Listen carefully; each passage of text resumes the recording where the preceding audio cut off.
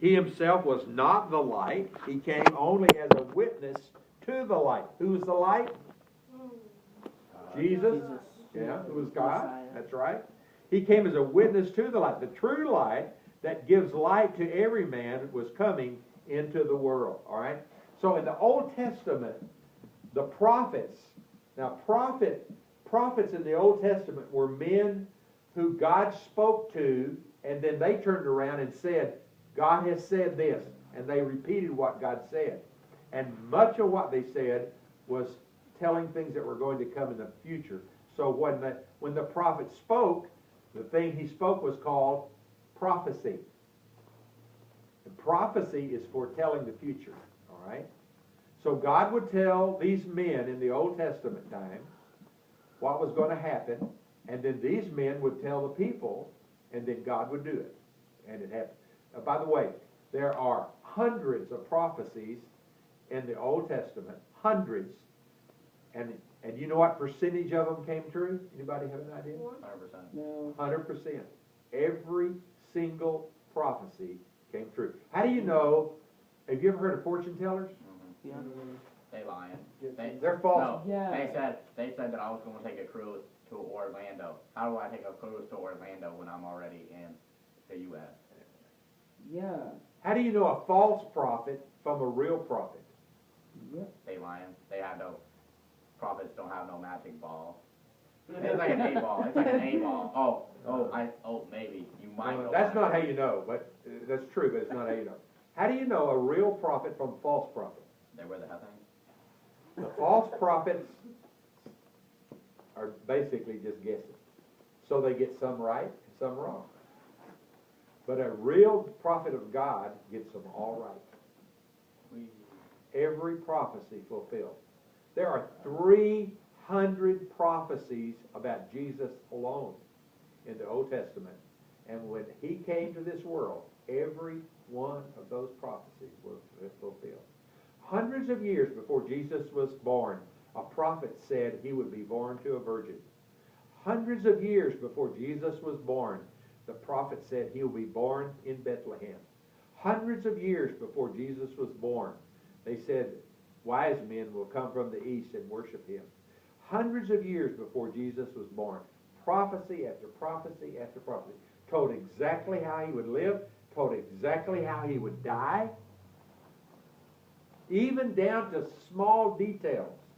One of the things that happened when Jesus was being crucified is the soldiers took his clothing and they rolled dice to see who got the clothes. The prophet in the Old Testament said, men will cast lots for his garment. Prophecy is an amazing thing. And that prophecy is one of the ways that we know that the Bible is true, because all of those prophecies have come to pass. All right? So the prophets in the Old Testament said there will be one who comes before him to prepare the way.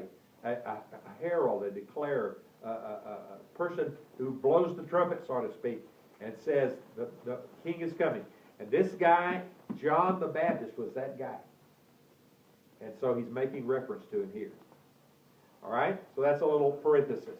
Then he gets back to the point. Verse 10.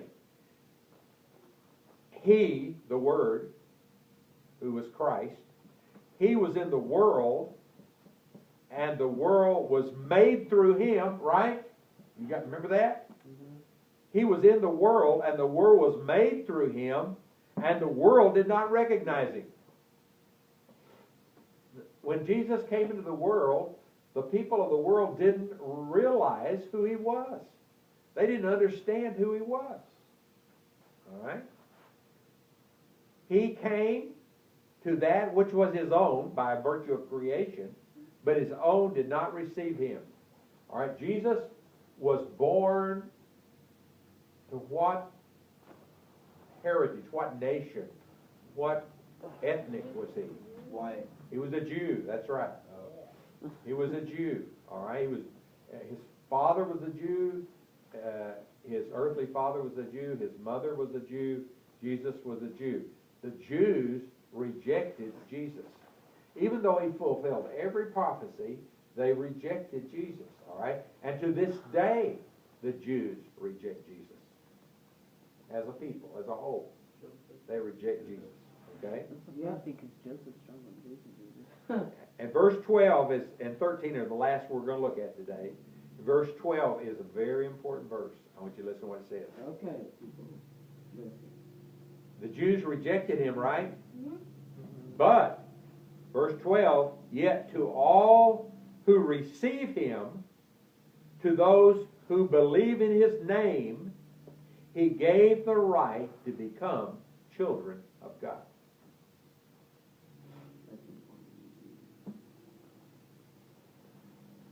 The Jews rejected him, but to every man, woman, boy, and girl that receives him into their heart and life, he gives them the right to become related to God.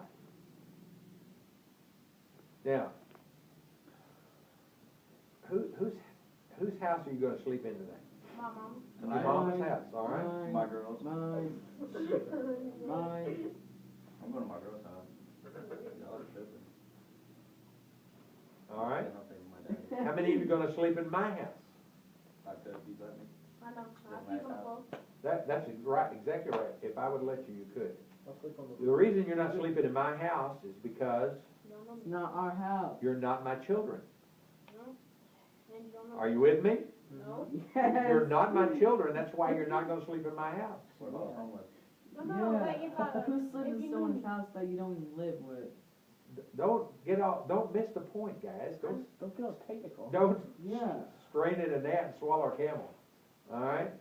You're not going to sleep in my house because you're not my children. Who's going to sleep in God's house when they die? All of us. Man. You No! want that stuff tomorrow.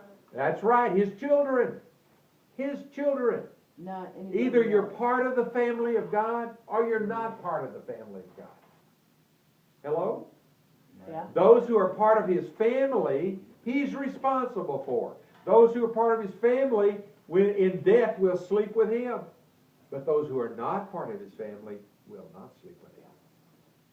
Oh, I get it now. Used to. No, like. You with me? Yeah. All right. Well, All right, so let me read the whole thing.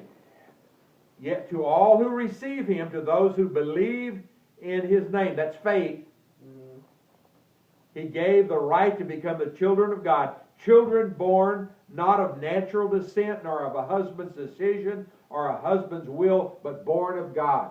Not people born like you were born physically, but people who were born spiritually. There is a physical birth, and there is a spiritual birth. Now, every one of you has had a physical birth. As a matter of fact, somewhere you got a birth certificate, and on that birth certificate it says you were born on a certain day, in a certain minute.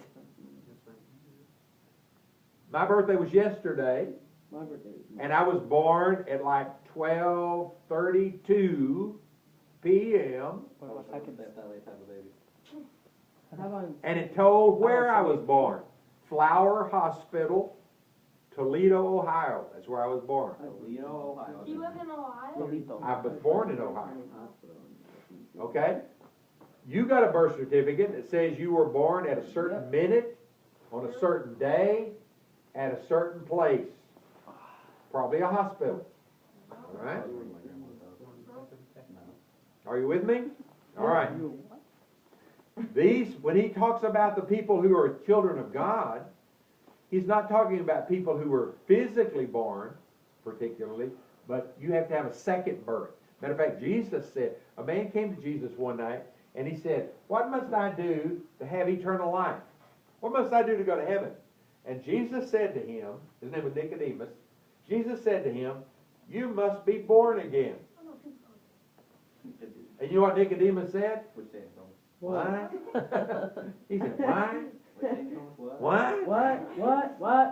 What? And listen to what he said. Nicodemus said, you mean I have to go back inside my mother's womb? That would be- That's what he said. Jesus said, you must be born again. Nicodemus said, why? You mean I have to go back inside my mother's womb and be born again? And Jesus Gotta said, go right back in. listen, don't miss this, guys. Jesus said, that which is born of the flesh is flesh, that which is born of the Spirit is spirit. Marvel not that I say you must be born again. Every person must have two births. If he doesn't have two births, he'll have two deaths. I'm going to end with this. I want you to get it. Pay attention to me. Okay. All right. You either have to have two births or you'll have two deaths. What's the first birth? Physical. Physical birth. The second birth is when you Spiritual. accept Jesus into Spiritual. your heart. You're born again. If you've had those two births, you will only die once. How will you die 2 times?